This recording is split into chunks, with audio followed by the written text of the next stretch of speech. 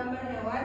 Di sini Ibu akan bertanya, di dalam gambar tersebut ada hewan apa dan juga hewan tersebut ini termasuk contoh hewan yang beradaptasi apa? Oke, yang pertama ini gambar apa? Nah, kupu-kupu. Kupu-kupu ini termasuk contoh hewan yang beradaptasi apa? Fisiologis. Betul. Yang kedua ada gambar lebah. Lebah dan juga lalat. Ini contoh hewan yang termasuk dalam adaptasi fisiologis. Fisiologis, bagus. Yang ketiga ada gambar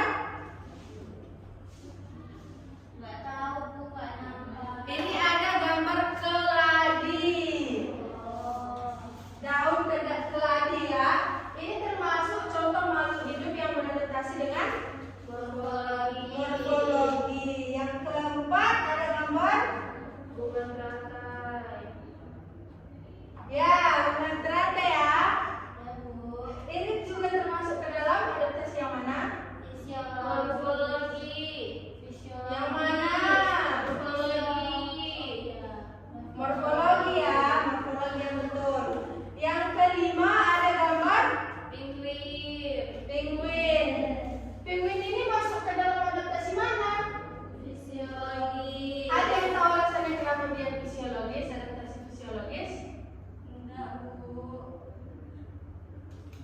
Oke, penguin itu termasuk ke dalam adaptasi fisiologis karena dia mempunyai banyak lemak di dalam tubuhnya sehingga dia bisa bertahan hidup di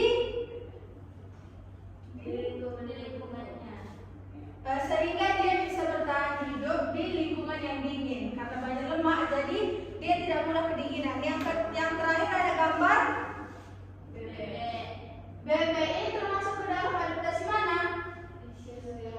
Fisiologis. Nah, semua sudah paham ya mengenai adaptasi? Sudah, Bu. Jadi adaptasi, ada yang tahu kita sebagai manusia bagaimana sih cara kita beradaptasi dengan lingkungan kita? Ayo, siapa yang jawab? Saya. Ya, apa jawabannya? Contohnya, kalau di pantai kita harus menyesuaikan diri untuk memakai pakaian yang lebih terbuka atau yang tipis. Ya, betul. Terus? Biar kepanasan. Terus kalau pergi ke beras lagi, itu pakai baju yang lumayan tebal. Karena kan di sana cuacanya juga dingin kan? Ya, betul sekali. Bagus. Berarti sudah paham ya bagaimana cara kita beradaptasi dengan lingkungan kita? Sudah. Jadi sebelum Ibu mengakhiri pembelajaran kita hari ini, adaptasi ini bisa berjalan dengan baik jika kita sebagai makhluk hidup yang ada di lingkungan kita itu bisa menjaga lingkungan kita. Karena ada juga banyak hal dampak-dampak perubahan yang bisa membuat lingkungan ini makhluk hidup menjadi susah beradaptasi seperti itu. Nah, contohnya seperti perubahan iklim. Perubahan iklim ini bisa menyebabkan kaktus yang ada di gurun pasir itu sulit tumbuh dan juga sulit untuk mendapatkan air, sehingga bisa saja suatu saat tanaman kaktus itu akan punah.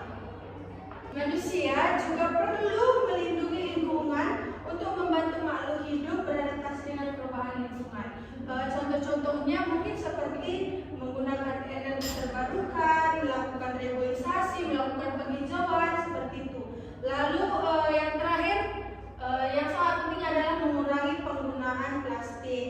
Kita sebagai generasi yang akan meneruskan bangsa kita ini, kita harus bisa menjaga seluruh lingkungan kita supaya semua makhluk hidup juga bisa beradaptasi dengan baik di lingkungan kita. Demikian pembelajaran hari ini.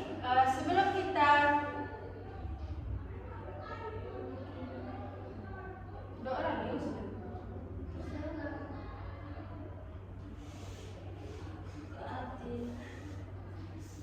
demikian pembelajaran kita hari ini. Kita pulang ke rumah kita masing-masing, ada baiknya terlebih dahulu kita untuk berdoa. Silakan siapa yang bersedia untuk mendoakan kita? Silakan maju ke depan.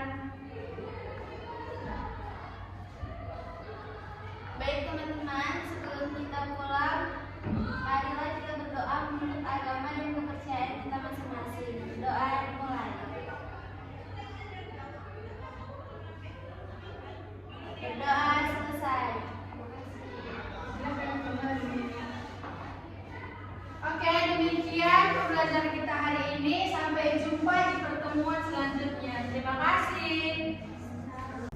Bingung mau kuliah di mana? Universitas Quality aja. You gotta help me, I'm losing my mind.